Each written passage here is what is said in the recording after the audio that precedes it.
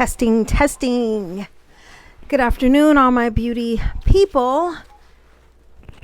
Today we're going to be talking about, or continuing on, I should say, with chapter 11, properties of the hair and scalp. But the subject that we'll be talking about is the truth about hair growth. So we'll be talking about the types of hair that's on your scalp and on your body, and then also going through the cycles of growth for hair. So let's get started. And before we do, I want to thank you so much for your support. Thank you for watching my videos. And I will always say this, God bless you. And here we go. All right, so there's two types of hair that's on the scalp and on the body. The first type is called vellus hair, also known as lanugo hair. And in other texts that I've taught out of, it's also known as downy hair, or we call it peach fuzz. Fine baby hair, if you will. So in the text that we're coming from today, which is Milady's, it says that it's unpigmented. So remember, if you haven't taken your written test, I would say this. You would go based off of what's in the text. But real life, is vellus hair all unpigmented? No, that's not true. So some hairs on my face, when I look through my sunshades and I'm outside, I could see fine blonde hairs all over my face, around in my eye area. But now on my arms, I have fine dark hair. And then in the summertime, they get lighter and some of the hairs actually look blonde. Well, blonde is pigmented hair still, with the primary color of yellow in it. So that's not unpigmented. If it's unpigmented, that would mean that it's completely white hair, and that's not necessarily always true. Real life, textbook, you would answer according to the text when you're taking your test.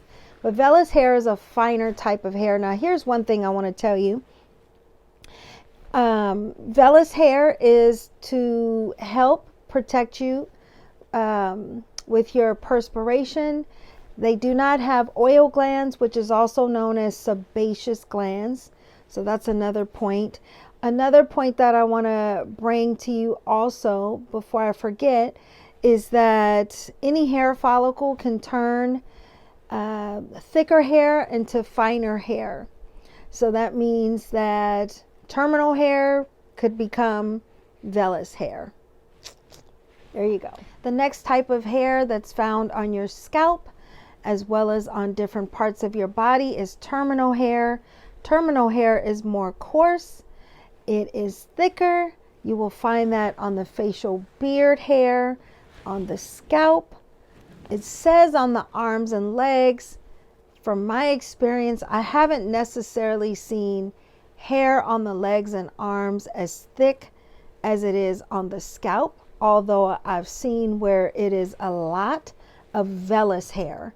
So it's like tons of fine hair on the arms, but it's nowhere as thick as the hair on the scalp. But I will say under the arms and in private regions of the body, you will find that there is terminal hair. It is much more coarse than the finer hair that's possibly on your face and other parts of your body. So with that, also it says that this hair carries a medulla. Now I am on a mission right now to really research what the medulla is. So look for that video coming soon. What is the medulla? Because I talked about it in structure of the hair. Not all hair has it. Finer hair does not have it. Blonde hair does not have it. Mostly beard hair, thicker hair on the scalp. But if it's vellus hair on the scalp, it will not have a medulla.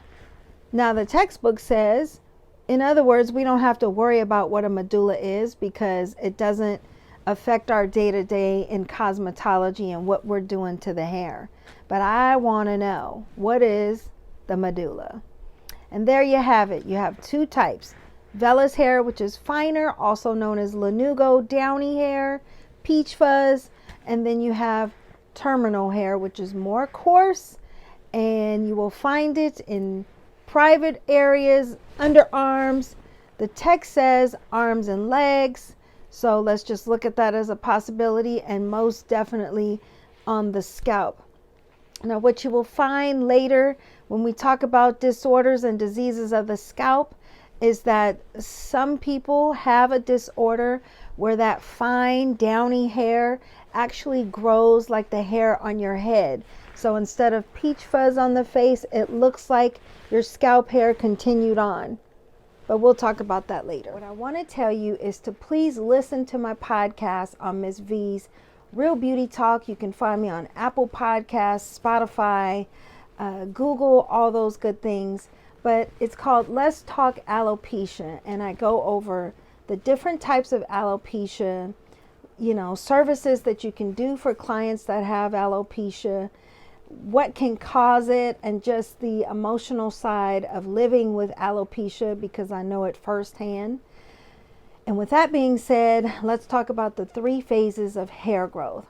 So the first one is anagen. So altogether there's anagen, catagen, and telogen. So in anagen, I think in my last video, the chemical composition of hair, I spoke a little bit about where hair starts. So it starts in the hair follicle, and there's the hair bulb that encases the root of the hair, and it's cupped down into the dermal papilla.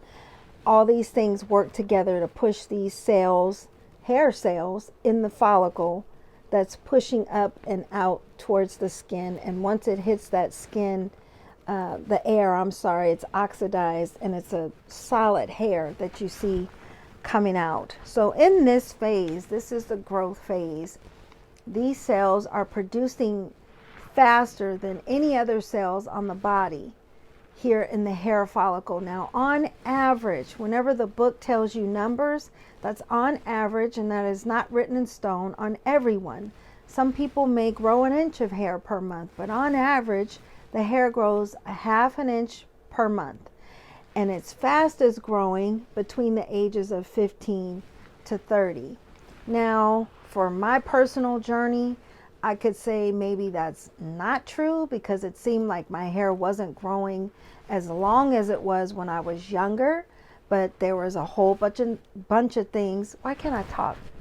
There was a whole bunch of things going on back then in my teen years. For one, hormones would affect that. I did get my first perm when I was 13, so that could have affected.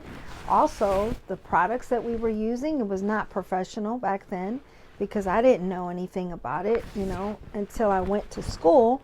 Then I learned more about products and, how they can affect your hair and cause the hair to grow in thinner and not grow in at all. So for me personally, that wasn't the case.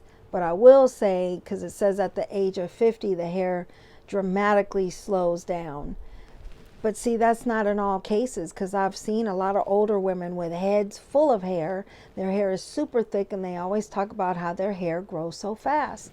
So it's not always for everyone, but on average, if you notice your hair is slowing down and you're in your 50s, this is why. And there's a whole bunch of factors that can affect that.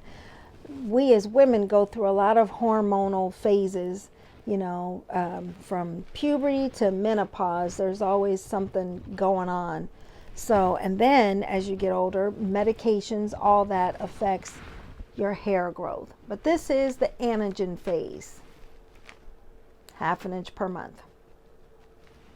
All right, the next phase is the catagen phase. And in this phase, it only lasts for 1 to 2 weeks. Thank goodness, and it's less than 1% of your scalp hair. So that means it's not something that you would really notice. Now, if I'm not mistaken, because it really didn't state in your text, but I believe in the anagen phase, about 90% of the hair on the scalp is in this part of the growth cycle when it is in that cycle. So you got less than 1% in the catagen phase. But a whole lot is going on here, because it says the follicle canal shrinks, detaches from the dermal papilla, and then the hair bulb actually disappears and the root to the hair shrinks. So nothing's happening as far as like the hair coming out of the scalp yet, but it's preparing for that. And this is called the transitional phase between the growth cycle and the resting phase, catagen. All right, the last phase lasts for about 3 to 6 months and happens every 4 to 5 years. This phase is called the telogen phase, and this is actually the resting phase, or you might find your hair shedding in this phase. Now, it doesn't state what percentage of the hair is actually doing this, but the hair will actually come out, because remember, in the catagen, I don't know what's wrong with my lips today. In the catagen phase, it's transitioning from growing to getting ready to be in the resting phase. Well, in the resting phase, that hair can shed during the catagen phase, but also it waits until new hair comes and it pushes it out. And remember, on average, your hair sheds about 40 to 100 hairs per day. So just know that when it is shedding, that a portion of your scalp is in that telogen phase, in the resting phase, but don't despair, because that just means that there's new hairs that's pushing it out. And that's all that I have for you all today. I want to thank you so much for watching my videos, and we will continue on with this chapter with diseases and disorders of the scalp. Bye.